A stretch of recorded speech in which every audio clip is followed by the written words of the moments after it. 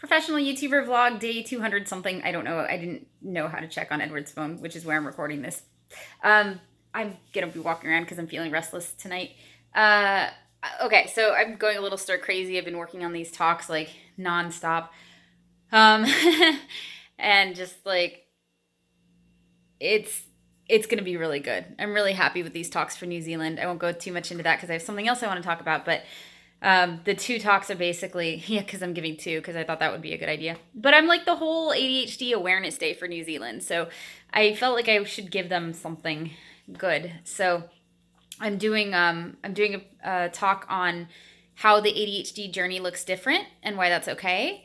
And then we're going to take a quick break and then we're going to come back and do another talk on how to equip yourself for that journey, like basically build your own ADHD toolbox.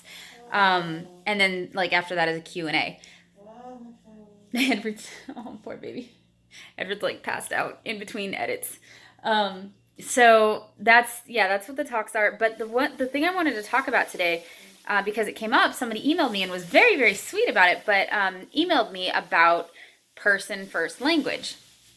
Because I don't always use person first language. And in fact, I tend to lean toward identity first language. And if you have no idea what I'm talking about, here's the difference. I have ADHD. I am an ADHDer. I'm a student with ADHD versus I'm an ADHD student.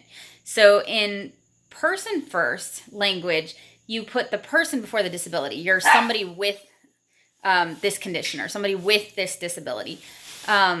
And I think that it means well because it's like, okay, well, you want to think of this person as a person. You don't want to think of them as a disability, right? You don't want to think of them as like inherently less than somehow.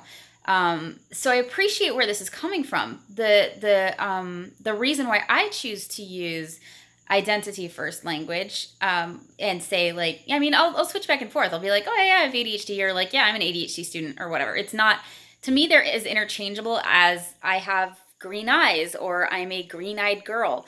The only reason why I think that they would not be able to be interchangeable that way is if there's somehow shame or stigma attached to it that of course you would want to distance yourself from, right? So if you've got like, you know, a broken foot, you wouldn't want to be like, I'm a broken footed girl. Like you'd want to be like, yeah, I have a broken foot, right? But to me, ADHD is such a part of who I am, and it's such a big part of my personality and everything. It's not something that's going to go away. It's not like some misfortune that befell me. It's a part of who I fundamentally am. And this is my opinion. Like everybody's, you have your different opinions, and that's great. What I love about this community is everybody's really respectful about that. So thank you. So for me, I used to say I have ADHD, and that's all I ever said. I used to only use person first language. And what I found personally was that by lessening that distance between myself and my ADHD, by accepting and embracing it as part of me, that has actually helped quite a bit in terms of my life going well, understanding how to work with my brain. Like that's the only, I guess, externalizing that I do personally is like, oh, there goes my brain. Like my ADHD brain is like, off on its own thing. Like I would really like to work right now, but my brain is like, nope. So I guess I externalize in that way, but I don't think of it as something separate from me. I find that lessening that distance and embracing it as part of who I am is helpful, because if I am having a problem with something, I can see it through that filter of, okay, well, what operating system am I using? Like I know that I have ADHD, and so it affects me in everyday life. And so knowing that I have this type of brain, like, is helpful.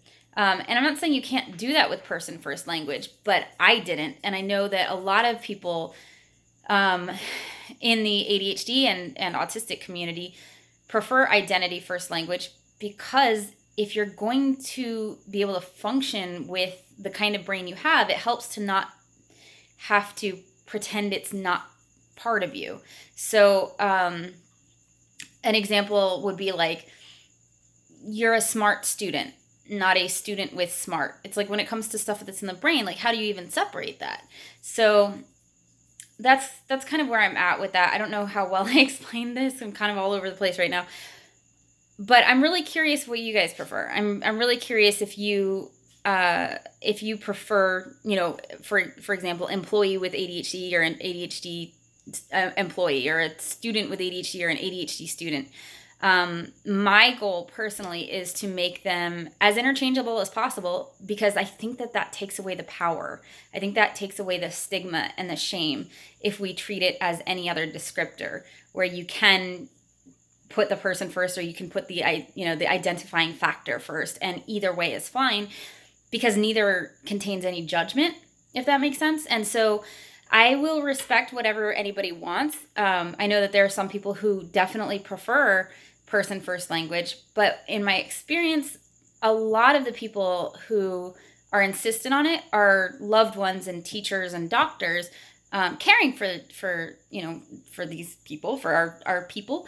And I hear from a lot of people who actually are living with these conditions, who prefer to incorporate it into their sense of self. And it just helps them accept it better, helps them work with it better, helps them embrace it better, and not feel like, hey, yeah, it's this other part of me that I kind of wish wasn't there, if that makes sense. So yeah, I would love to hear your thoughts on it. It's a pretty controversial topic right now. So again, please be nice.